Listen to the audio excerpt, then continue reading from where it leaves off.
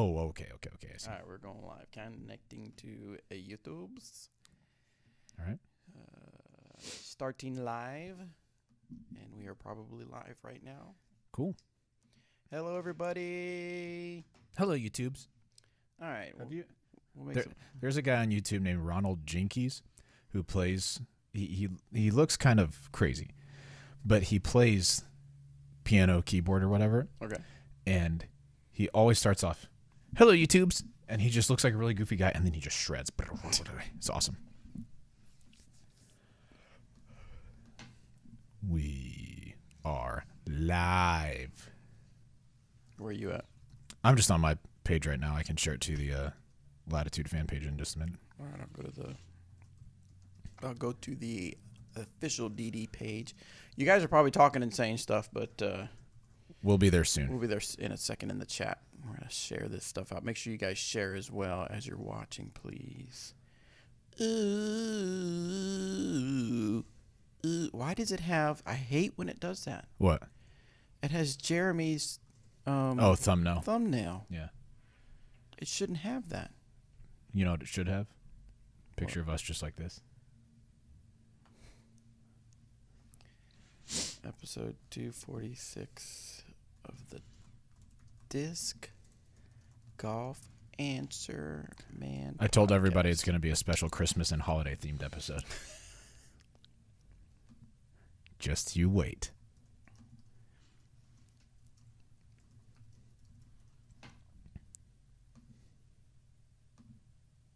All right. Let me get to YouTube. We're in. We're live. It looks like Jeremy's hiding. Like, hey. He wants dates. He wants to go on dates. Dates with Jeremy Roscoe. You guys should see this. This is hilarious. Let's see. As a matter of fact, I can help you see what I'm looking at. So when you look at the... Hey, guys. Hey. Hola, yo. Robin, Bob, and no Eric. Yeah. See, here you go. It looks like he's hiding. And then right there it says dates. So it looks like he's hiding. He's saying, I want to go on a date. This is Dates with Jeremy Roscoe. All right, back to the normal us. Pretty solid. Dynamic Disc Christmas songs. Doc, you're on the right track. Not really. We wish you a Merry Christmas. We wish you... I feel like it's an oversight on our part to not have a karaoke machine here now. Merry Christmas. So that people could be like, wow, I know. Bobby is crushing We had our Christmas party last night, and I had a really good time. And I sang maybe 5 songs, I think. He says you need to kill the audio on the phone. Oh, sorry. Sorry, Johnny. Oh, wrong door. See ya. Yeah, we had our Christmas party. Huh? We had our Christmas party. We had our Christmas party, and it was really cool. We had it at the Bourbon Cowboy. If you've ever been to Emporia, Kansas, Bourbon Cowboy is a pretty nice-sized bar as far as space and stuff like that. And we had food brought in, and then we had a 18-hole mini disc golf set up in there. We had, what is it called? Cornhole. Pool, of ping course. pong. Pardon me, table tennis. Yes, table tennis. They get really mad about that. And then, of course, we had karaoke, and I had a really good time. A lot of people had a good time singing some karaoke stuff. Doug Bjorkas got up there and sang Funky Cole Medina. That was awesome. That was awesome. Yeah, that was good. I like it, too, because, all right, so we had planned on starting karaoke at 8 and running it to, 9:30, 9:45. Freaking Doug was like, we've got some requests to start karaoke early. So let's just get it started. So he does Funky Cole Medina first. Right. And then nothing happens for 20 minutes. I know. And he was like, I know there's some people who want to come up here. I know Robert wants to come up here. I was like, first of all, no, I don't. I know Kevin, he can sing. And I know Edson. And he tried to get some people up there right after, but it didn't work. It did not work. No. And shockingly, I know this will surprise all of you guys, I did not go do karaoke last night. Big surprise. I don't know why you would I don't know what it is about karaoke. I just don't love it. Is it because you actually have a talented voice? I don't know. And you think people will judge you? No, I don't think it's that. Thank you for your kind words. I just don't love it. I did It's like not for one time everybody, I though. guess. One person last night said, when I don't remember who was singing. I know it wasn't you, but it was somebody. Yeah. And they said, I've never heard this song before. And I said, well, the one now that you're listening to this, yeah, you still haven't heard this actual song before. That was song. What song would you sing if forced? Johnny asked that on the board. Let me tell you what I'm pretty good at, like pretty good to mostly great at, is a Scott Stapp impression, the lead singer of Creed from a while back. Yeah, but like a make fun of him one, or like a legit, like someone go, "Wow, you sound like blah blah blah." No, like a make fun of him one. Oh, okay. Like where all of your words and then like a thing. Right. So yeah, how's it again? Yeah. Yeah. Can you take that? You know that guy. Higher. Yeah, that's right. That sort of stuff. So yeah, I crushed that. But that's in very close circles and hushed tones, and I'm not much of a. Do you sing in front of Shay? At home? Yeah. Just like joking? No, oh, sure. No, like you're getting ready for. Oh, like if I'm practicing for worship or no, doing something? No. I mean, obviously you would do that. Yeah, if you're right, practicing, right. But like, let's say it's a Saturday and you're getting your golf bag ready, and she's got the radio going, and a song you like is on. Will you sing the song? Sure thing. Yeah. Oh, okay. Yeah. So I don't know, man. Who was the best DD rep to sing karaoke during the Raz round? Oh, the Raz round. I don't know if we had that during the Raz round, but if you're asking about who was the best DD rep to sing karaoke last night, the People's Choice Award goes to Bobby. I mean, he put up, when we got there, I think he probably loaded the thing with like 10 songs. Yeah. And then like a lot of them were Coldplay. Yeah. Yeah, which was solid. The person who was like, hey, this kind of sounds like the song, was Kevin Schaefer. When they did, it was a Beastie Boys song. Was it Paul Revere? Paul Revere. That's what it was.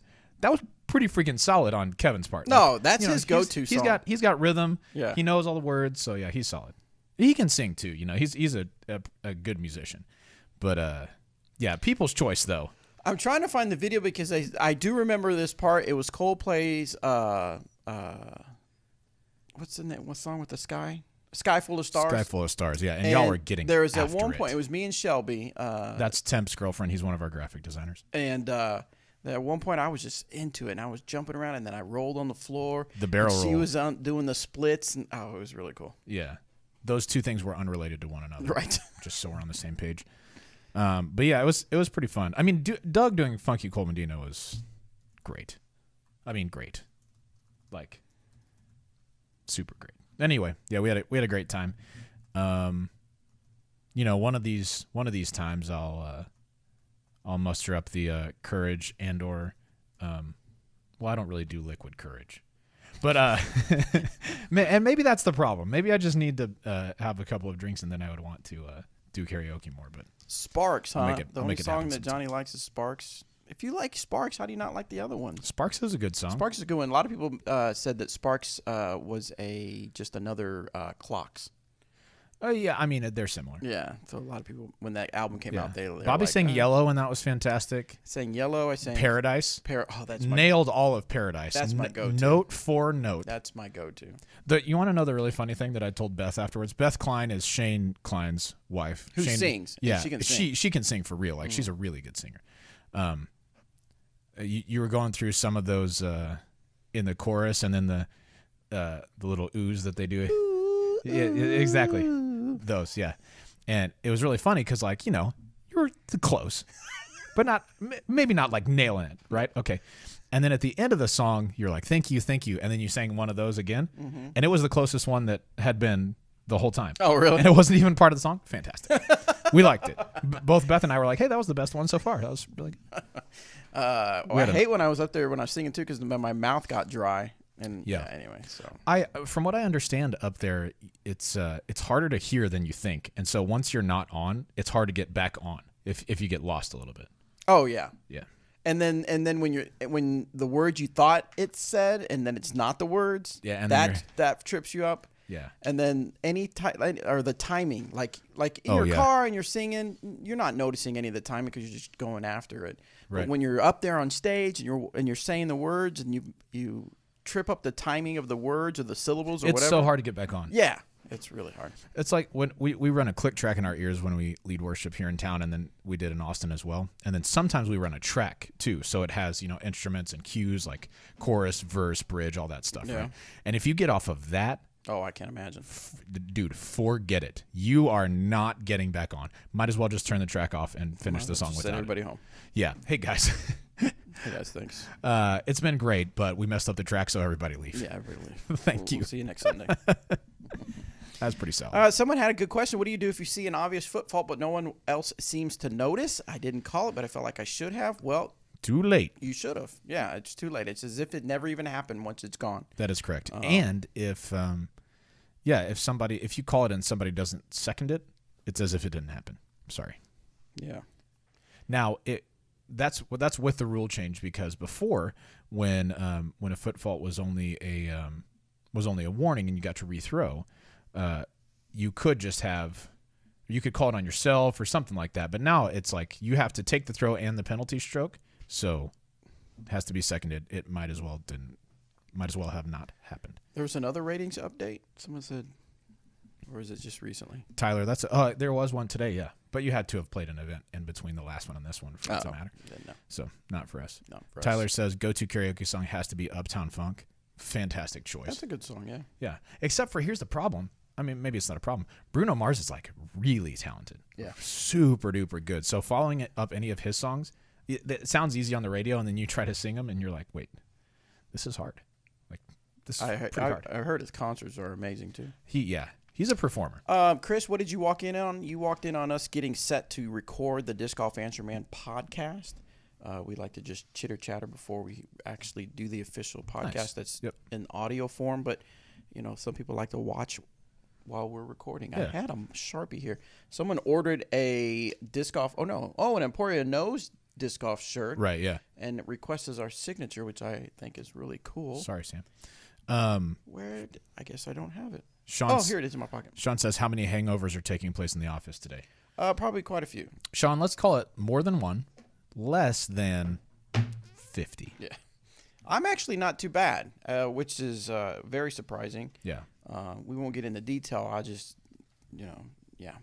I didn't go straight to bed when I was dropped off. You had to walk it off. I had to walk it off. Yeah, that's correct. We didn't hear you walking it off, so that's beneficial. No. Did you hear this sound? Uh-uh. Okay, because that happened a couple times. Oh, yeah? A dry heave?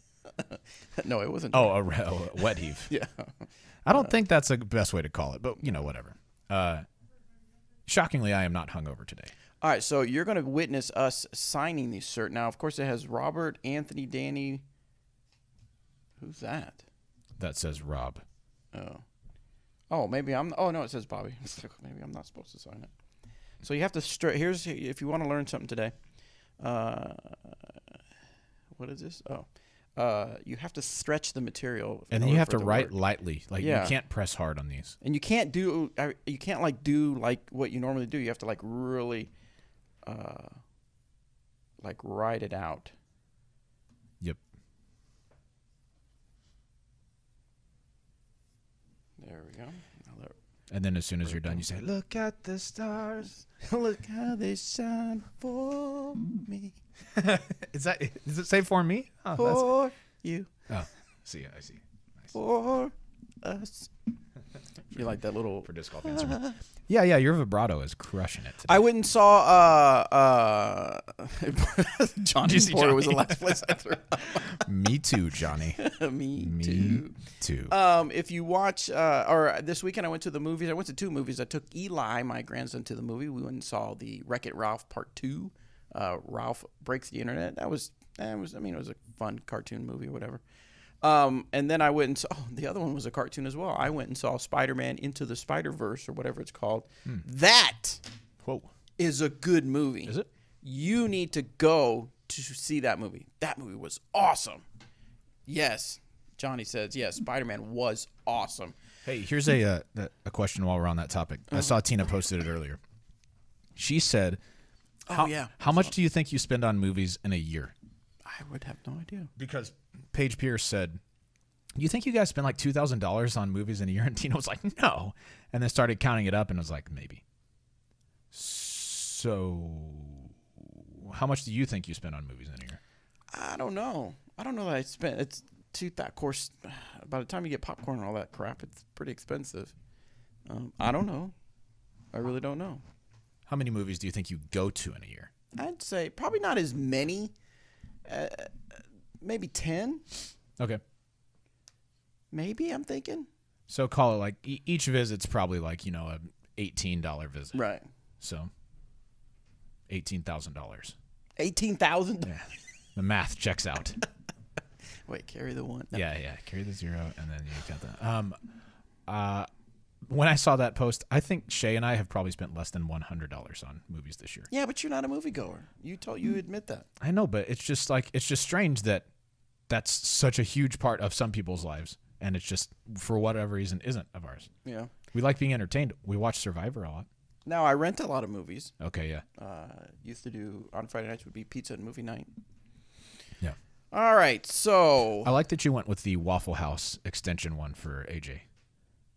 Picture. I thought that was supposed to be the one. Well, we had a different one, like a one that was the same as Oakley's. And I put that on Facebook. Nice. The Instagram one has the I obviously like the Waffle House one. Oh, I thought that was meant to use one of those. Yeah. So there it is. We did it. There it is. We did it. All right, let's go ahead and start the show. Hey, let's start the show. Oh, wait, let me pull up Speak Pipe. Oh, yeah, by the way, Merry Christmas, Happy Holidays. This is a special holiday Christmas edition. Everything is holiday. Merry Christmas. You'll notice a lot different. We only have one on this Speak show. Pipe? Dude, we're dead. You guys don't like calling in? All right, well, I guess it's just going to be me and Robert talking. Just kidding. That's what you've been waiting on. Welcome. All right, let's go ahead let's do and get started. Hey, everybody, welcome to this episode of the Disc Golf Answer Man. I am Bobby Cool Daddy Slick Breeze. I have with me Robert. Merry Christmas, McCall. This is our holiday theme episode. Merry Christmas. Merry Christmas. Happy Holidays. What is going on? We had our Christmas party last night. It was an amazing time. Had a really fun time hanging out with people we work with. That's one of the cool things about working here at Dynamic Discs is that I can honestly say I enjoy hanging out with people I work with, right? I do, yeah. Yeah, I mean, it's just cool. People we have, I don't know, it's just really cool. You can sit down and it's not super awkward or whatever. You're trying to figure out what to say. You can actually talk and have fun. You just bro out with the bros, you know? We had 18 mini baskets set up. 9 mini baskets. How was it 18 hole? Oh, they had different placements for the tees? No. They just played 9, and then it was the people who shot 18 and 17, they got like a hole in one and then 2s on all the other ones. Oh, okay. It was a 9-hole course. All right, well, we had some baskets out there. Yes. Had some, I forgot it again, cornhole. Had some karaoke and pool and table tennis and stuff like that. So it was a good time. It's fantastic. Really good time. Yeah. Barbecue from Bobby D's, come on. Oh, that was good. Good stuff. I just had my meat, sauce, and coleslaw. Meat. All right, so this is officially going to be, is it the last one? This is the last one of the year. 100%, yeah. Okay, so yes, because next week we're gone. Actual Christmas Day. Yep. We will be shooting an episode just in different and then we'll be gone January 1st. Yep. So we might have to do one on the 2nd or something. Yeah. Because Are you back in town? Yes, I'll be back. I'll be in town on January 2nd, but I leave January 5th. And then you're gone for how long? And then gone to the 12th. Whoa. So for that 1 week, boom. Dude. What's wrong? Nothing. It's just a long time. That's cool. I'm excited for you. Vacation, yeah. Yeah. Get to go. It's going to be my birthday, my dad's birthday. I'm going to be in Panama visiting my folks. Nice. That's awesome. So, yeah, and then I'll be vlogging while I'm there. Yeah. YouTube.com/. Is that what the kids call it? Uncle Bobby Jr. Check it out. Yes, that's what cool kids call it. All right, so let's just hop into some questions. What do you say? Let's do it. Hey, Merry Christmas. Happy Holidays. Yes. Season's greetings. Guys, remember you can go to discgolfanswerman.com, submit your disc golf question. We will get it on the air. This one is from Cole. What's up, Bobby Cool, Daddy Slick Breeze, Eric E. Matt? Oh, where is Eric? Eric is out on assignment? No, I think they're just Did you say that already? No, we haven't. Oh, are they on their Christmas vacation? I think they're already gone okay, for they're on their Christmas, holidays, yeah. so enjoy your holidays, Eric. Hey, Merry Christmas, Eric. Happy Holidays. Happy holidays. I'm gonna keep it going. I'm sorry. Season greetings. Robert Thousand-ish McCaw. Okay, first of all, shut up. It's Well, this was back in September, so I'd already told him to shut up. I can't take it back. Hope all is well. Who do you think is the next great disc golfer? I'll say within the next 5 years to make it interesting and maybe get some young bucks shout outs. Is Eagle going to be the man? Maybe Ricky will be just unbeatable by then. What's your thoughts on the near future of the touring pros? Also, anybody we need to enjoy watching now before they go to Masters? Thanks, guys. Take care. Sweet. Who do we think is going to be the best disc golfer in the next 5 years? It's really hard to say. I think we're in an interesting spot in the disc golf landscape where, Macbeth is moving over to Discraft. When this and everyone's curious. Yeah, this wasn't at that time. None of this was happening. That hadn't been. Well, it was obviously happening, but it hadn't been announced or whatever. Sure. Yeah, cool. Yeah. Cool. Yeah. I think that's probably the big story is going to be how is he going to do with new discs because I assume Ricky will end up throwing discs that he's thrown before. I don't know that to be 100% fact, but that's an assumption. And a lot of the people who are changing sponsors are going to be throwing discs that they're familiar with. And so I think the big question is, is Macbeth going to find his dominant form like he has in, like 16, 15 Macbeth was just unbelievable. And then like 16, 17 Ricky were pretty darn good too. And so I think those guys are still 1 and 2 as far as players go, but there's some really, really talented players coming up. No doubt that you could argue that Eagle is going to be a force in disc golf in the next few years. Kevin Jones is a great player, but then I honestly think we're going to have somebody come up here in the next 2 to 3, 4 years who is going to be challenging those guys a lot more frequently. You think? And we saw a little bit more parity in the men's field this year. We saw James Conrad take a couple of big wins off of those guys. We saw, just more winners at the top instead of just those two guys. So I'm excited to see how it shakes out, to tell you the truth. I think DD, Latitude, and Westside have some really good players who we could see break out. I don't want to say just one of them that I think could do it because I think they're all poised to do quite well, but we'll see. I'm excited. I mean, there's some new names out there that I've been doing this for a while, but not that long. But there's some new names you start seeing popping up, like your Grady Shoes, your Kevin Jones, your Calvin Heimbergs. It would be cool and it would be interesting, and I'm sure it would make a great storyline to see one of those guys start hitting some top 5 finishers at some of the bigger events, especially at the beginning. That would be kind of cool because that way that they could. It would seem like they're coming on strong. Yeah. Well, that was kind of like this year. Simon won the Memorial early on, and then Eagle won the next tournament right after. No, he won Vegas, and then Simon won the Memorial. But yeah, it was just cool to see a couple of guys who very, very good players, obviously, but just didn't have a bunch of big wins at that time. Kind of pop off. A couple of guys who the board is saying here. Chris Dickerson, 100% agree. Chris is so good. He's robotic and methodical and really precise, and he's a really good player. We got Yuli broke out this year. He's very, very good. No doubt about that. I like Yuliberry. And then Zach says, when is that Isaiah kid going pro? I think Isaiah Esquivel is who he's talking about, the junior world champion here in Emporia. I think he'll probably go pro here in the next year or so. And dude is. Remember, he's only 14 now. I think he's 13 right this second, which is unbelievable. He is so very good. I'm really excited to see what he can do the next few years. I wonder how that'll shake out because he's so young, so good, so young. A lot of life happens. I just hope he sticks with it and stuff like that. I do too. He's on it right now. He's putting a lot, and he can already throw. He's a great thrower. Next one is from Daniel. Hey, Disc Golf Answerman crew, my question revolves around the concept of hyzer flip, and how it differs from throwing a driver flat. I've heard that hyzer flip's shots are good in the woods, so does one throw the hyzer flip to avoid any sort of turn from a standard long-distance driver shot? Is it true that hyzer flips get more distance? What situation calls for a hyzer flip, and what situations don't? How important it is to learn this shot? Thanks for everything you do, and keep it real. Merry Christmas. Merry Christmas. Happy holidays. Season's greetings. How important is it to learn the hyzer flip shot? I'd say relatively important. There are some players who are really, really good at just flat shots that go straight and finish flat, and that's awesome. but most people aren't.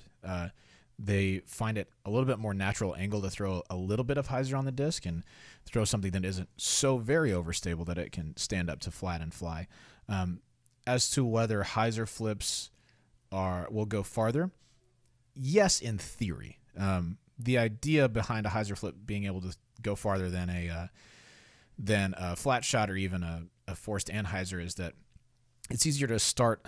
I'm sure Danny would correct me on this if he was sitting here, but I think it's a little bit easier to start a hyzer flip with the nose neutral to nose down so that it can get the fullest extent of the flight. Instead of something like an anhyzer, it's really hard to throw an anhyzer, pure anhyzer, and nose down and get it to do what you want to. So, are you saying Danny would disagree? I don't know if he would disagree. Oh. I think that's correct, but here I am. I'm just guessing. I think it's a pretty important shot to learn. I know people like to throw them in the woods because you don't have to throw them quite as hard to achieve a straight line. That's why I like throwing them in the woods.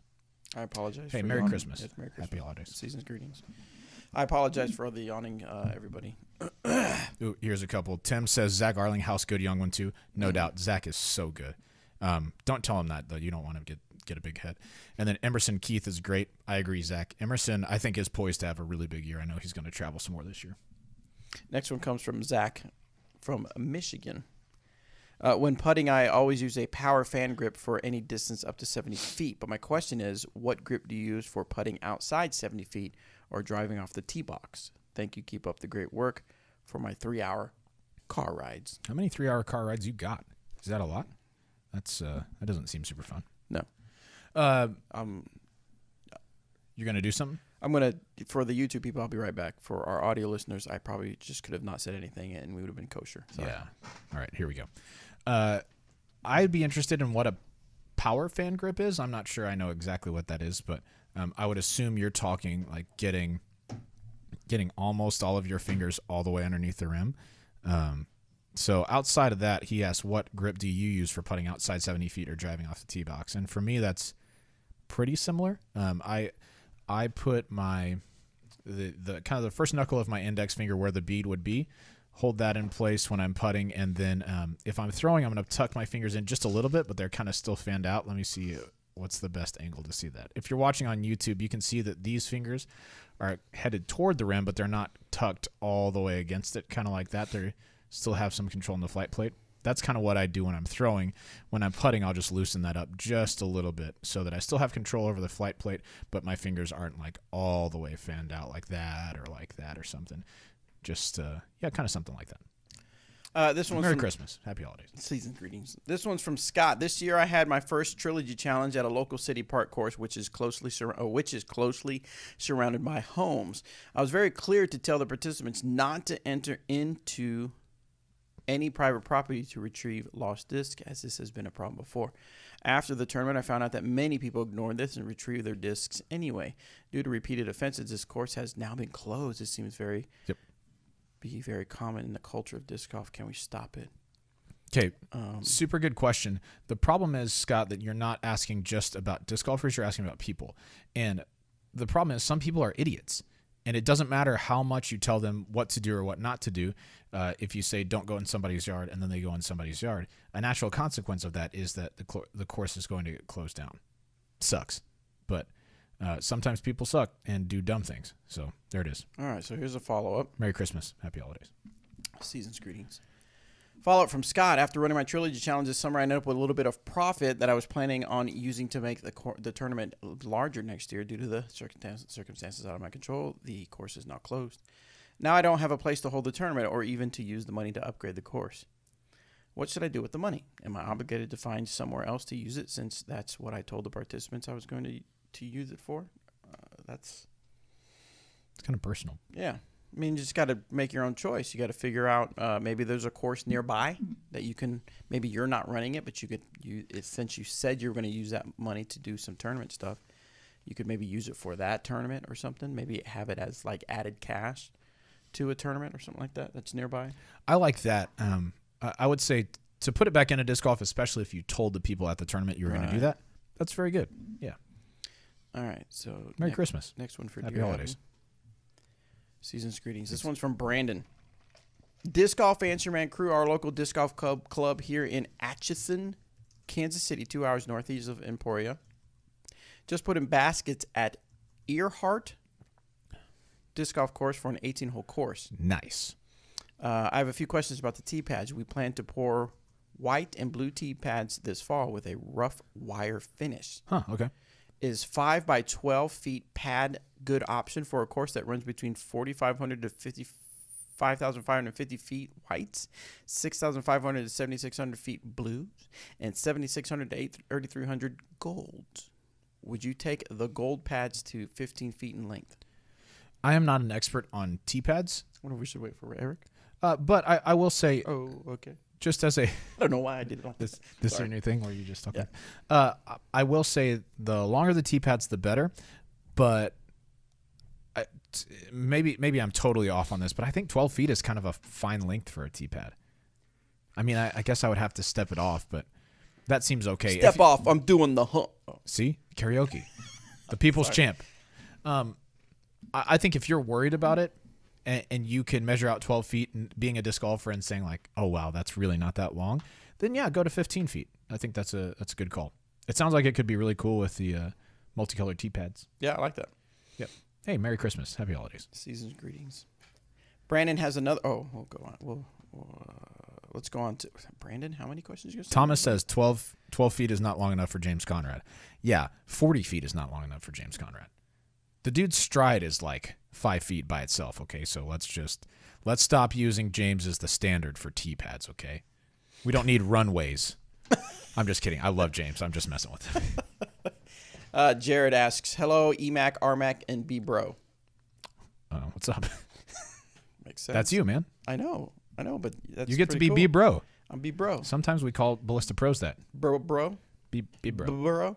It's kind of like B-Boys. You know, they all have B-Boy whatever names. You could be B-Boy, B-Bro. Oh, my gosh. At GBO this year, we had to pick a tee-off song, and I thought it would be funny and choose Real American by Rick Derringer. Yes. Hulk Hogan's theme song. But when it played, no one really got it. To top it off, I had a player from Canada and one from Europe on my card. Needless to say, I just threw and didn't look back. Was just wondering if you guys have a go-to tee-off song. Thanks for all you do. See you at GBO next year. Nice. Good question, Jared. I have never played a GBO, so I don't have a tee-off song. But if I had a tee-off song that I would choose, it would probably be something from Coldplay. Yeah. Shocker. I also have not played a GBO. I probably won't unless I'm not working here at some point, because every time we have them, I mean, we're on it, you know, we're doing What stuff. song would you pick, though? Now, I will say, in response to your conundrum here, Jared, there's always a risk that you go for the funny song and then people are like, oh, this is weird. You know, like, come on, man. What a weird choice. But then you could do like, you know, Big Germ this last year picked All I Want for Christmas Is You. Hilarious, because the GBO is in April. So that was really funny. I'd probably do Never Gonna Give You Up, you know, the Rick Astley classic that Rick roll people with. You know, I kind of like that song, so I'd probably do that. And you know that some people are going to laugh, and then you're going to be like, sweet, I like this song. And then you throw Merry Christmas, Happy Holidays. Actually, Zach says you guys need to release the list of tee-off songs for the pros at GBO. I can't remember if it was last year, the year before, or what, but I know that Ultiworld actually created an article based on tee-off songs. So nice. You can check that out on Ultiworld or discgolf.ultiworld.com. Yeah, by the way, it's your turn to say season's greetings. Season's greetings. Thanks. Sam asks, well, it gives an opinion, then he asks a question. I like it. All right. A rather opinionated opinion. Can Sure. you have an opinionated opinion? Well, yeah, I mean, I think we should probably say a disclaimer. Oh, yeah, this one's going to have a disclaimer. Nice. You can have an opinionated opinion. Okay. You cannot have, well, yeah, whatever. So anyway, the views and statements made here on Disc Golf Fantasy are not necessarily those of the employees of Dynamic Disc, Westside Disc, or Latitude 64. They are simply our opinions. So Sam says, we speak for Eric as well, by the way. Yes, they are Eric's opinion. I was listening to the clip you played about the rules of wearing a vape shirt at a tournament, and you said it's fine as long as it is a polo and looks nice. My question is regarding Josh Anton. Nothing against him and his choice of clothing for tournaments. I have noticed he wears basketball shorts and T-shirts at a lot of top-tier tournaments. I personally think it looks unprofessional. He is obviously really good at disc golf, though. He is very good at disc golf. Yeah, no doubt. But Sam was curious what we think. So what do you think, Robert? Okay. So I have met Josh before, but I haven't spent a whole lot of time with him. He's been super, super nice the times that we've talked. I would prefer if people dressed up a little bit more to play disc golf, but the thing is, that's not everybody's preference. So as long as you are following the rules of that the PDGA sets forward, and for A tiers, NTs, majors, and I think maybe it's just NTs and up. But the dress code for guys is a performance material shirt, or a collared shirt. I think it's the way that they word it out. I'd have to look it up. But as long as that's what he's wearing, you can't tell the guy to change. You can't really tell anybody to change. As long as they're following the rules, even if it's the bare minimum of the rules, they're following the rules. You can't fault them for that. Now, I mean, I know maybe this is more extreme, but I mean, sure. Do you like that he wears basketball shorts? Would I prefer him to wear something different? As a media person, I would prefer that. Yeah, sure. But what if someone showed up and they had slacks on, a polo tucked in with a nice matching belt with shoes, but I didn't like the way the color coordinated. It's just it was preference. My preference. As long as they're following the rules, exactly. which the way that I've seen him dress at NTs and majors, his shirts are always that performance material, like a dry fit or something. Yeah. And I don't know if I'm sure there are rules like that in golf, but I don't know if it's just kind of an agreement, like this is how we're going to dress. I don't really know the answer to that. But anyway, as long as he's following the rules, he's good. Merry Christmas. Happy holidays. Yeah, season's greetings. Darian, I recently joined a league for glow discs, and I need a disc that will fly similarly. Yeah, good. Close. Similarly. I cannot. Similarly. Yeah, there it is. To my Convict. I'd love to get my Convict in moonshine, but they don't sell it. Nice. Okay, well, first of all, when it's not glow season, Lucid X Convict, that's what you want to pick up. Slightly more overstable than a Convict. You are going to like it. If it's not that, then we have, I think probably the closest one we have would be Moonshine Culverin. I know that we make that in the Moonshine plastic. That's worth a shot. Merry Christmas. Happy holidays. Season's greetings. Uh-oh. Oh, I thought I went the wrong way. Here we go. This is Shay, still not Robert's wife. She's going to write in a question one of these days. One of these days. Just curious if you would mind making a plug for our tournament on November 23rd. No. I'm kidding.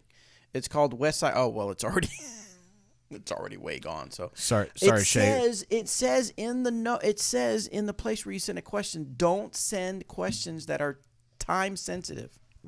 Yeah. Don't do that because we're not going to be able to talk about it. Sorry, Shay. We can move on to the next one then. Yeah. Sorry, Shay. Hopefully, I had a good time at the West Side Story. Sean in the chat says, rules for golf are slacks and collared shirts, no T-shirts or shorts. I guess I remember that because there's been kind of an issue made lately, these summer tournaments, that they all have to wear pants, and they get super sweaty and hot, and it could be dangerous at some point for the amount that they sweat or whatever because they're just outside for 4 hours at a time or more.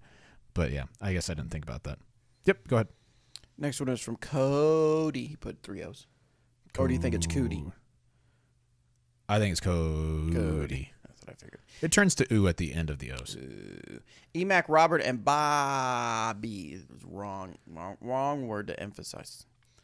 Cool Daddy Slick Breeze all talked during a podcast in the spring, early summer about doing an understable/overstable round where Bobby has to use overstable discs only, brand new Lucid X Felon, brand new Moonshine Justice, Lucid Slammer, all max weight, and Emac and Robert use all understable discs, run over a couple prime gavels, and the forklift a couple times.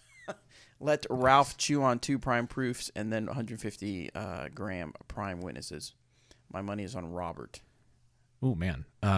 In the overstable, understable round, Bobby's at a distinct disadvantage because those discs straight up do not fly as far as an understable disc. Well, I mean, you can, but like, how far can you really throw a Justice, even on an Annie? God, I can't throw mine like over probably 240, 250, full flex as hard as I can. Between Eric and I think it'd probably be pretty close. He does throw on a natural hyzer, so he's good at throwing understable shots. Yeah, I think that would be fun to do. Hey, Merry Christmas. Happy holidays. Season greetings. Josh says, so with all the junior discs coming out now and you guys have a basket for them, when will we see a mini bag or backpack? I have a 2-year-old who absolutely loves disc golf, and my 5-year-old and 2-year-old nephews as well. They all have the mini discs, and I was just thinking, how awesome would it be to have a tiny Go Go Easy pack or something like that. I've never heard any plans of something like that. We talked about it briefly once when we first started coming out with them, but we haven't moved forward with it too much just because I didn't go to that meeting. You weren't invited. Sorry. I think because it's a really, really niche product. You're a niche. That's fair. Hey, Merry Christmas. Happy holidays. Greetings. Is that it? Okay. Yeah, Next one is from Wassam. Yeah, I doubt it's Wasom, but that's okay. All right. It's not Malachi. It's closer than that. I will always remember Malachi. I think I've had people in my Instagram stories like say comments and say something about Malachi or something. Yeah, crushed it, dude. Will you guys come out with a series of discs with lights built in for night rounds? Probably not. No.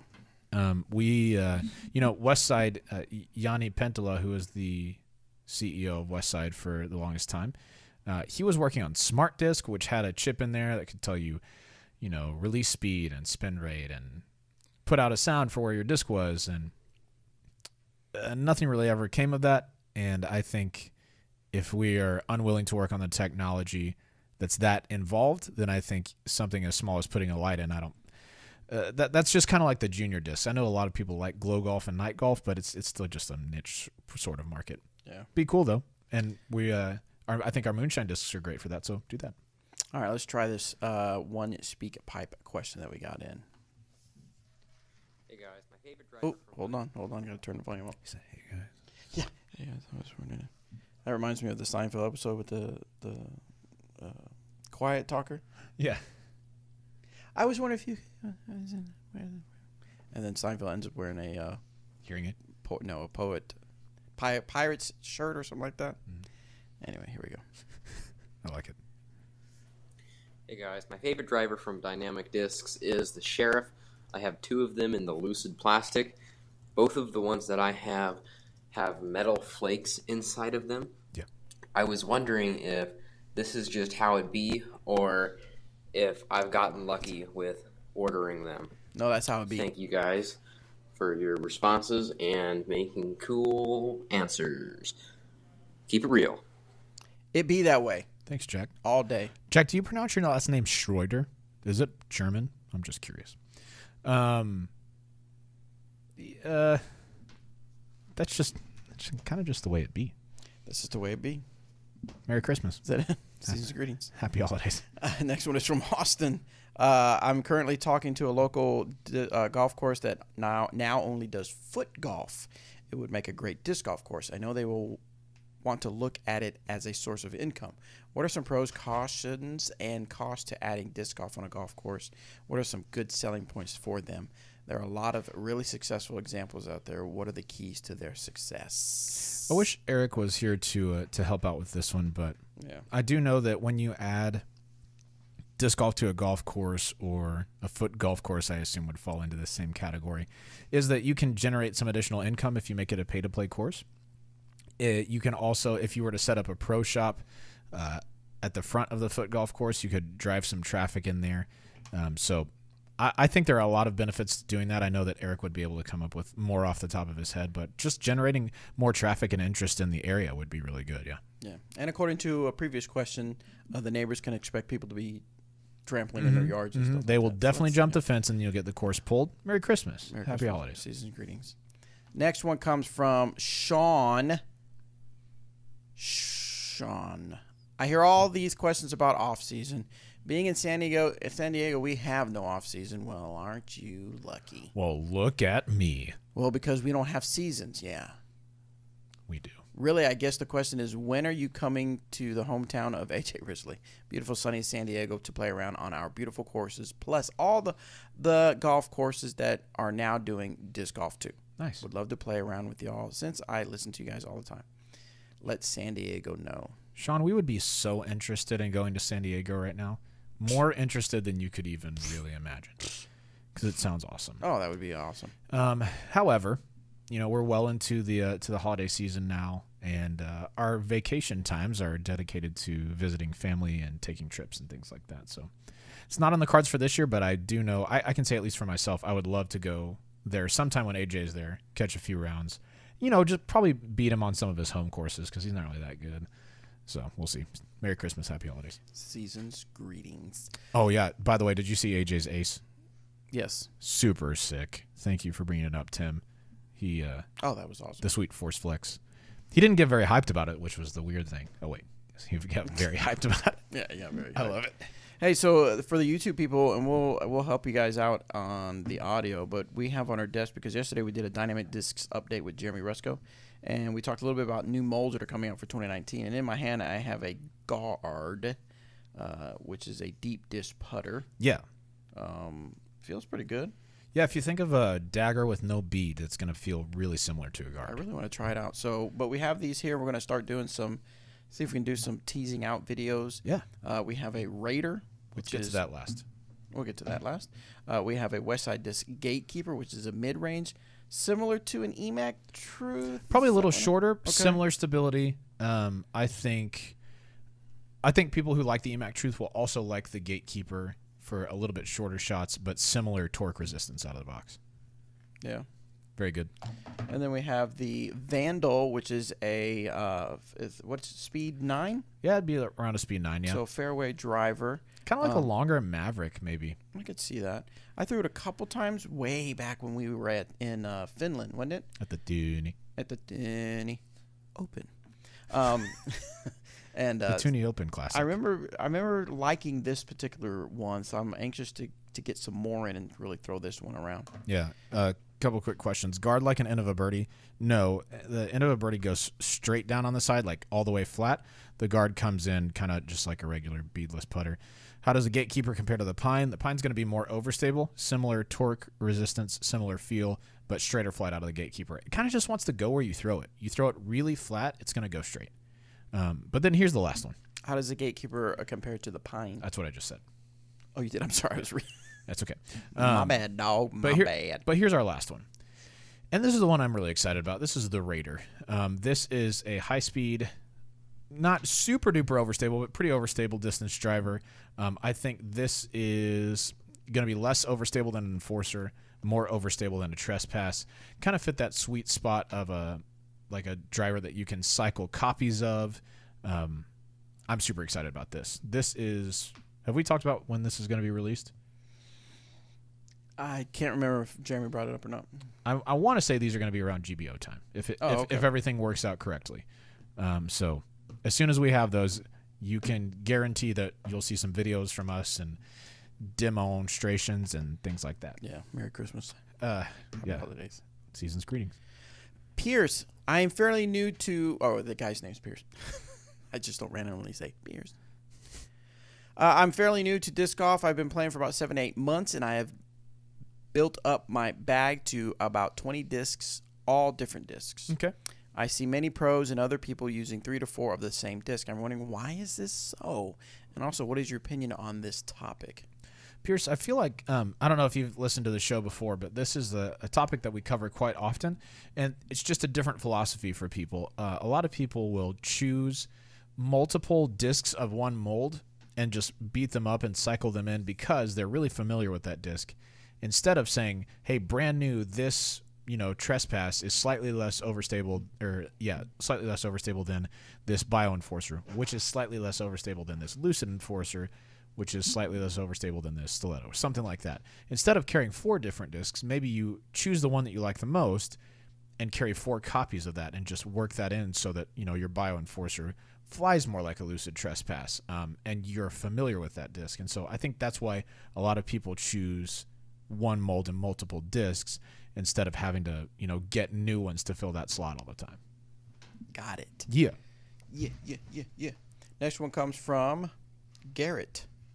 So I was listening to episode 241, and someone asked about being in a wreck and getting back their form. I feel their pain, first of all, being in a bad head-on wreck a year and a half ago, so keep playing, first of all. I can't imagine what I would do without disc golf after my wreck. My question following up their question about their question that they questioned. Yeah. What is the best way to adjust or improve your form as I continue to get better and stronger physically? For example, video, field work, and open field, or like a football field. Good question. If you're working on improving your form, I don't think videoing yourself is ever going to be a bad idea. Oh, yeah. Even if you aren't really sure what you're looking for, everybody can look at a video of themselves and look at a video of a top pro and say, here are some things that look different, right? For most of us, that's a lot of things. But don't try and figure it out all at one time. Work on one or two things at a time. Work on pulling straight backwards and then not leading with your shoulders, but rather letting your elbow get to the spot where you've got these good 90 degrees, and then you're throwing from there. Work on your footwork. Make sure that your steps aren't too long, they're not too short. There isn't too much variance in your height as you go. Stuff like that you will be able to learn from video as you just compare it side by side to somebody. You can also ask for advice on our Facebook page, the Disc Golf Answer Man Facebook page, and then Danny Lindahl, who works here, really enjoys doing that and reviewing people's forms, so you can check that out. Hey, Merry Christmas, Happy Holidays. Season's greetings. Eugene asked on YouTube, when will we see is this right for you for these new molds? Probably not until February. Yeah, those would be Latitude molds will release in February. Right, but because I'm thinking once we get them, and then we won't do Latitude is this disc, right? But for ours, right, March. March is our release date. Okay, yeah, it'll be more like March. March 1st. I'm just kidding. It's definitely not at the beginning of March. We'll get in trouble for saying that.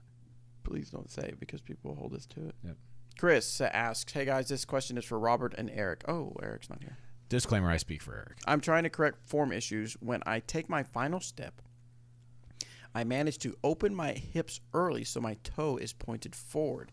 I can't seem to get the mindset to brace and hit.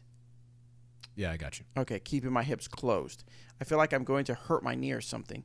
Have any of you come across this issue? When you plant your foot, is it cognitive that you rotate, or is it just something that naturally happens? Thanks for answering, and happy Thanksgiving. Oh, to all of DD. Merry Christmas. Happy holidays. Season greetings. Chris, great question. I don't think it's cognitive. I think it's more natural when you brace to have your foot sideways, follow through, and as you do that, turn on your heel. I actually think, maybe like you said, there's a better chance of you hurting your knee by it not being allowed to twist than by it twisting. The time that I hurt my knee, I had planted, and the reason that it was injured is that I planted in some mud, and so my body turned and my knee wasn't allowed to. Very, very, very rarely has it happened where I'm just on a tee box, my foot plants, and I don't turn at all. But I do know if you're trying to get that perfect lateral motion that comes from the throw where you're pointed straight toward the tee box, your body is moving sideways, and then you're releasing straight forward. Opening that front foot is going to kill your distance. It's going to kill the lines that you're able to produce with your reach back and follow through. And so it really is just getting that foot to, parallel with the front of the tee box or perpendicular to the way that you're throwing, and then drilling it so that it just becomes natural. Your body is sideways, your foot is sideways, then you throw and it opens up. I would work on it starting off with a standstill. You don't want to start with a run up or anything like that. You definitely want to start with a standstill and drill down the correct form and technique before really opening that up. Merry Christmas. Happy holidays. Season's greetings. Dennis asks, hey, I've been playing disc golf for a number of years, and though by no means talented, I've always been able to throw fairly far. I can comfortably, me too. Just kidding. I can comfortably hit 400 feet, and when all things go according to plan, can push the disc out over 450 feet. Sweet. My question is this: how important is it that during my X step, I'm right-handed, backhanded, my left foot be kept sideways? Mine often turns around, causing my hips to do the same. I've watched Danny's video. I'm paranoid that I've ruined my potential with bad form. All right. Good question. What's this gentleman's name? Oh, let's scroll down a bit. Dennis. Thanks for your question, Dennis. I think... Merry Christmas, Dennis. Hey, happy holidays, Dennis. I think that one of the things that Danny warns against, and that something that you see with newer players who are learning to throw, is that when they see an X step and they see people looking away from their target line, they assume that their whole body has to be turned away from the target line, and that's false. That's kind of where you see people who take backward steps in order to get to the throw. That's not what you want. You want your your hips perpendicular to the front of the tee pad. You want your feet perpendicular to the front of the tee pad so that you can draw a line with your body, and that line should dictate where the disc goes. If you are turning your left foot backwards to get your hips backwards, if you're having to do a lot more work to get your hips back to where they need to be in order to throw the disc, as opposed to just keeping your feet perpendicular or parallel to the front of the tee pad if you're looking at the side of your foot, right? So what I would work on is slow everything down and see kind of why you're turning that left foot backwards. And if your hips can still get into position, not too bad.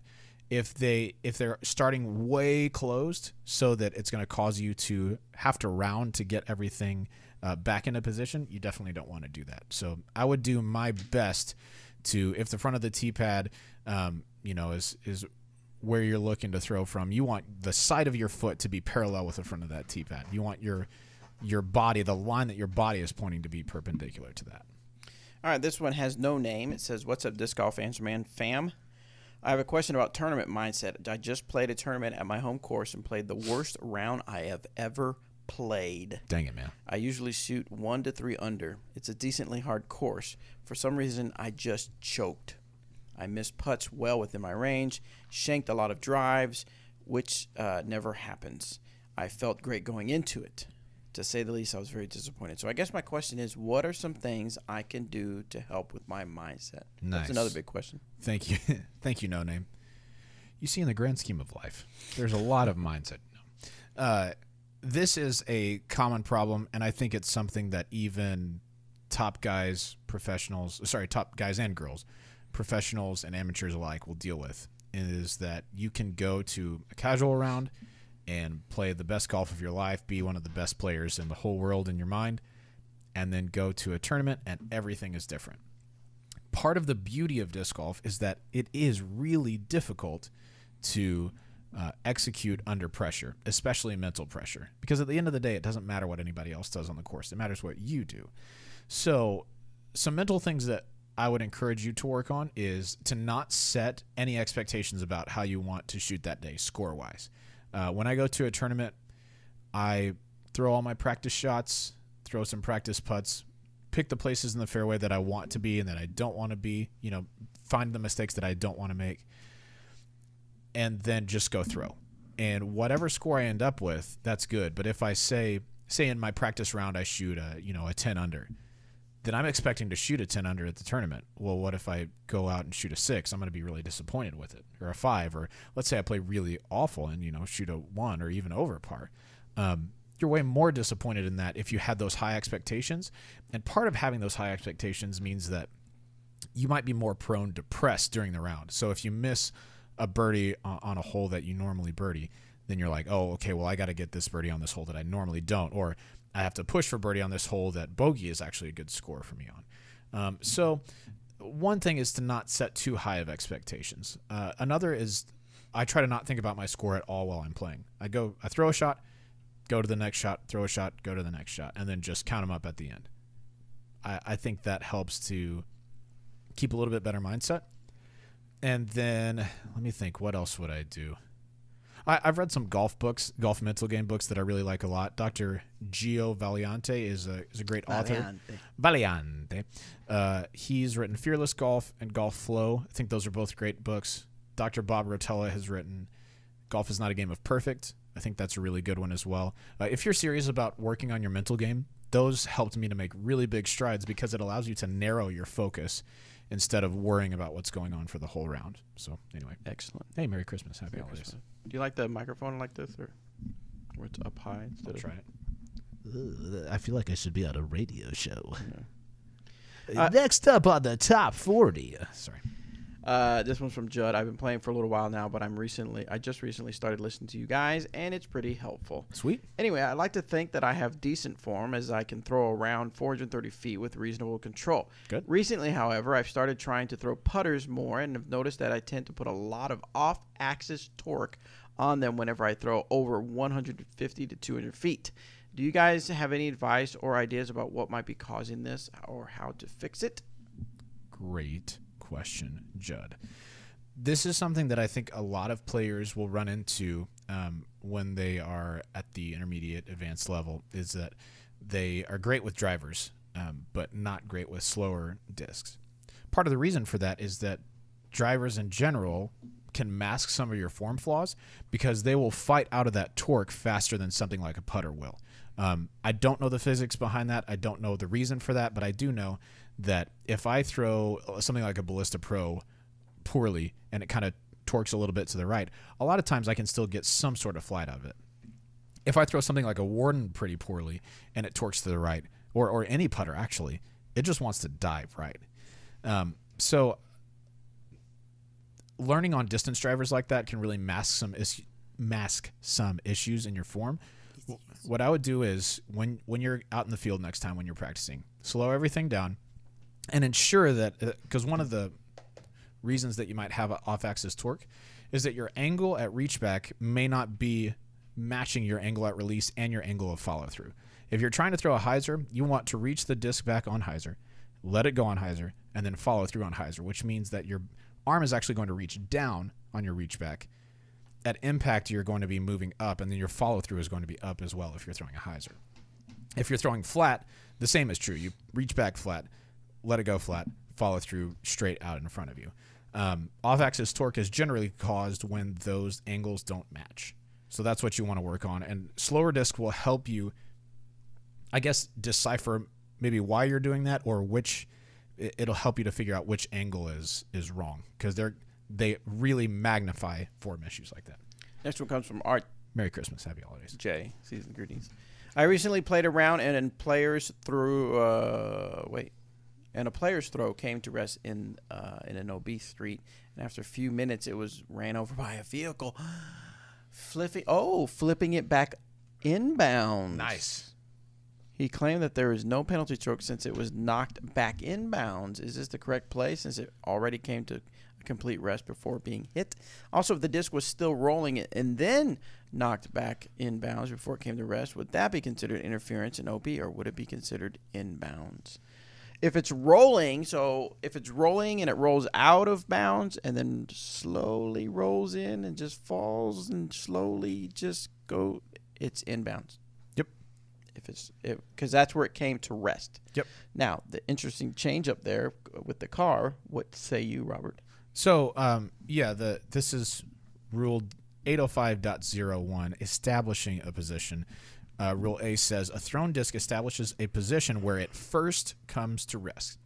A thrown disc is considered to be at rest when it first stops moving. A disc in water or foliage is considered to be at rest when it is moving only as a result of movement of the water, the foliage, or the wind. So if you throw a disc up in a tree and it's very windy out that day and it's moving around in the branches, that disc would have come to rest because it's really only being pushed around by the wind or the tree. In something like you're talking about, the disc came to rest in the middle of the road when it got run over. First of all, super favorable for that guy. Like if you're playing casual, I'm arguing to the death with the guys I'm playing with that's inbounds. Not really, but still. In a tournament, no, that disc has already come to rest. That's an OB stroke where it went out of bounds. If the disc is rolling on that street and it hits a car or hits a person, or it honestly doesn't matter, it hasn't come to rest, so that would be considered inbounds. There you go. Yep. All right, one more rules question, and then we'll call it a show. This one is from Anonymous. During a B tier this summer, a player got warned before the round not to drink alcohol. After lunch, he said that he had 8 beers during lunch. On the second to the last hole, 2 of us saw him drink down a mini bottle of alcohol. We did not call him on it because we were worried about his reaction. At the end of the round, we reported it to the TD and even had his mini bottle as evidence. But nothing was done because we did not call him on it. Should we have called him out? What should the TD have done? Gosh, that sucks, man. It is the TD's responsibility to enforce the rules of the tournament. If more than one person on the card said that this guy was drinking and you have the bottle that he was drinking, I think it would be the TD's responsibility to disqualify that player. Yeah. I can definitely understand being cautious of approaching someone who had 8 beers during lunch about an alcohol-related thing during the round. Right. But if you want to guarantee that there won't be any mixed stories, then you could say to that person, hey, we just watched you drink that. it's our duty, because the rules of the PDGA, that we have to tell the tournament director that you were drinking during the round. I promise he would not say anything about it at that point. There would have to be, like, he's going to try to defend himself, and then you definitely have something to take to the TD that says, hey, this guy was drinking. Yeah. It's unfortunate that the TD didn't do what they were supposed to do, but you did what you were supposed to do. Excellent. All right, guys. Thank you so much for tuning into this particular Merry Christmas. episode. Merry Christmas. Happy holidays. Season greetings. This is episode 246. Again, we're going to see you in a couple weeks. It'll be a couple weeks. Yeah, January 2nd. January 2nd. So we, in all seriousness, we do want to wish you guys happy holidays. And hopefully you're able to spend a lot of time with family and friends and enjoy the holidays. Right. Next time we're here, we'll have all new stuff to share with you. All new stuff. Maybe not, but we'll try our best, though. We'll see you. Bye. All right, YouTubers. You guys stuck around. Let's get after it. Let's talk questions. Let's get some questions from the YouTube folks. After the question show. I don't know if it's coming across, but I am exhausted. Are you tired? I couldn't tell. I am so exhausted. I like this, though. I'm going to lean back in my chair also. Yeah. Because it's not very comfortable to lean forward the whole time. No, it's not. All right. This is let's call this lounging with disc golf answer. The after lounge show. The after lounge. The after lounge. Hey, let's if you guys are still in the chat, we've got some people watching right now. Throw some questions out there. We would love to answer your disc golf questions, answer your life questions, answer your Torchies questions, answer your movie questions. Let's get after it. Nick says just got in time to see the sign off. Sorry, Nick. Well, you saw the sign off of the audio. Now it's the lounge after. That's right. The lounge after. Why are you so exhausted? Because we had a Christmas party last night, and I stayed up very, very late having a good time. Yep. Disc Ripper says, will DD discs be produced again in fluid plastic? Maybe sometime, Disc Ripper. As of right now, that plastic is out of production. I don't know what the plans are to run those in the future. It'll be a special run if we do, right? Yeah, that's correct. How does the hybrid Ballista Pro fly compared to the Opto Gold? I actually haven't had a chance to throw the hybrid one yet, so I'm not sure on that. The Optos have been a little bit more overstable than the gold ones that are a little flatter, but the gold domey ones are very, very overstable, so I think you'll like those. Joseph says, where can I buy some hybrid Wardens? I cannot find any to buy. # Team Warden. First of all, Joseph, Merry Christmas, Happy Holidays. Season's greetings. Thank you for supporting Team Warden. All of us here at Team Warden support you for supporting us. We currently do not have hybrid Wardens available on the website or anything like that. What we will have in 2019, this is a Disc Golf Answer Man After Lounge exclusive. AJ Risley Waffle Wardens are back. Booyah. 2019, probably color hybrid, which I'm pretty excited about. Yeah. Why is the Maverick so good? It just is. It just feels good in the hand. Really freaking good. It's so easy to throw, and it glides really nice. I love the Maverick. It's super good. Are there any rules during a tournament that people overlook during play? Well, apparently drinking alcohol is one that someone overlooked. I think there's some like that that people are pretty loose about. I know that there are maybe not a lot of disc golfers, but there's some people who play disc golf who enjoy the recreational use of marijuana. I don't know if there's a more not weed smoker way to say that, but that's how I'm going to say it. And they'll just let that slide during a tournament or drinking alcohol. I know of a lot of people that let foot faults slide who aren't real sticklers about that. So I think there are a lot of people who just overlook that stuff. Merry Christmas. Happy holidays. When will DD have manufacturing in the U.S.? Not sure. I don't know. We're always working on something. We're always working on something. It is definitely something that it's a topic that comes up and that we're researching, figuring things out. It isn't just as easy as buying a warehouse and a bunch of machines and right. Turning hitting the switch and stuff. So it's definitely taking time. Yeah. Tyler says, do you foresee disc costs rising next year with the pending tariffs? Tyler, I'm not sure just yet. The tariffs are going to affect everybody, so I don't know what sort of widespread effect that will have on disc golf or not. Which DD putter is the best? I mean, the Warden. Deputy. They're all actually really good. As much as I give Eric a hard time about Marshalls and Paige and Zach, a hard time about Judges, and then Paige Pierce and Bobby and everyone else about the Deputy, they're all really, really good. And if the Warden didn't exist, I would feel really comfortable putting with, honestly, any of those three. Kendall says, I asked a bit ago, but DD Disc relatable to the Gobi. Probably the original Truth is going to be really similar, pretty straight, and good glide. Nathan says, will you love me? Do you love me? Could you learn to love me? Now? That's an old Greg. Do you love me? Do you love me? Hey, Nathan, you know give what? us a reason to love you, Nathan. You know what we can do, though, Nathan? We can tell you Merry Christmas. Happy Holidays. Season's greetings. Chris wants to know, when does the 2019... Yeah, I said it right. Yeah, that's right. Trilogy Challenge start, and do you know what discs will be used? It starts around May-ish? We do know what 1st of discs May? are going to be used. I'm not sure that we've published it yet. Oh, So we haven't? if we haven't, then... I almost said it. Yeah, if Glad we you haven't, stopped then me. we're going to hold off on that for the time being. So Sorry. if we have, then I'm happy to be corrected, and then we can talk about I it. can't remember if Rusco talked about it yesterday or the day before. Yeah, I don't know. Smashbox TV here, Johnny V in the chat. Thank you for hanging around with us, Johnny. Says, I really like the deputy putter. Yes, Johnny, team deputy. Yeah, Johnny had messaged us a while back. He was putting with Discraft magnets before and wanted something comparable. So I sent him out some deputies. He said he's been liking those. So Nice. glad they're working out for you. I wanted to send wardens, but if you're trying to get a straight comparison, I really do think the deputy's a little bit closer. I think I heard you say a disc was like a longer Maverick. What disc was it? That is the Vandal, Tim, right here. Ah, yeah, that's right. Bam. It's probably going to be a nice slow turner, or even something you could lay down on a roller. I'm going to like it a lot. Is there a way to fix a crease in a disc? Bend or waves can be fixed, but it can't be fixed when creased. The only way that I've come up with is what does he mean crease? that if a disc is just bent. Like really just bent? Yeah. Oh, wow. Yeah.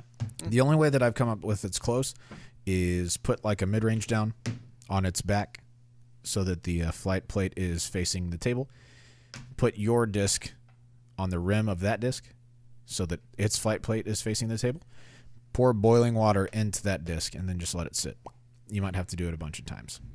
What movie are you most excited for this holiday season? Well, after seeing Spider-Man Into the Spider-Verse, whatever it's called, Into the Verse, super excited about that one. Did they miss an opportunity to use Spideyverse? Because I feel like They did. that has more of a ring to it. It was just from the get-go when it started, the intro and how they were get the pace and everything. I was like, man, this is gonna be a good movie, and it was a good movie. Nice. Yeah. That's cool. I have like the Spider-Man movies that I've seen. What DD plastic is similar to G-Star? The closest that we have is Fusion.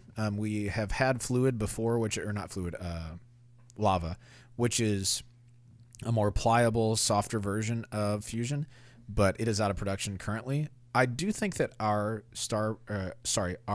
Fusion plastic is already a little bit softer than Star plastic, so you might check that out. Kyle says, what is your favorite of the Lucid X molds? Thought mine would be the Trespass, but that convict is amazing. We had some really good Lucid X molds this year. The one that I throw the most is the Felon, but I know McCabe has been throwing the crap out of the Trespass. I've watched Paige Pierce do just stupid, ridiculous things with the convict. One that I'm excited about next year is the Lucid X Getaway for Paige Bierkis's tour series, so that's going to be good. And then obviously you can't overlook the Maverick. Bobby and I both love the Maverick, and as much as I like to give Zach Melton a hard time, I really do think it's a good disc. What? Let's see. Oh, some people are saying that he did talk about it. He said Jeremy said Vandal, Rusco said Raider. I don't remember exactly. It is not the Raider. It is the Vandal. So there. Yeah. That's the driver. What disc compares best to the T-Bird? The Explorer? The Explorer is the best comparison, yeah. That has totally taken the place of what I previously threw a T-Bird for a while back. Any chance of any TP plastic pine? Yeah, I mean, probably at some point. Maybe not right this second, but eventually. When will you guys do another Willett Heiser? Hopefully very shortly. But probably not going to be till after the first of the year, though. Yeah. Here's a question. Why no ace at Hops and Heisers at New Life this past weekend? Well, there was an ace. It just wasn't me. Brian Shintaku, who also works with the teams alongside me, he hit an ace with the Warden, by the way, Team Warden, on, I think it was hole 5 out there. So good for him. It was like $470. It's not a bad payday for one throw. All right, guys, I'm about ready to fall asleep here. Are you dead, man? I'm dead. It's like catching up with me not getting much sleep last night. I got all sorts of time, but Yeah. So we're gonna let you go. I'm gonna get this put together, and that way you guys can enjoy this in audio form with the podcast at the. Jeez. Yeah. So there it is. That's what it is. It is what it is. Hey, last time, 2018, we have really enjoyed having y'all on the show with us. Merry Christmas. Thanks for tuning in the chat, asking questions, interacting with us. We've loved that. Happy holidays. And as we get ready for 2019 moving forward, we are just, I'll just say for myself, super grateful that we have such a strong support group in you guys. Yep. And people who support us up here at DD. So we very much look forward to the future. What's coming next? See you guys. Season's greetings.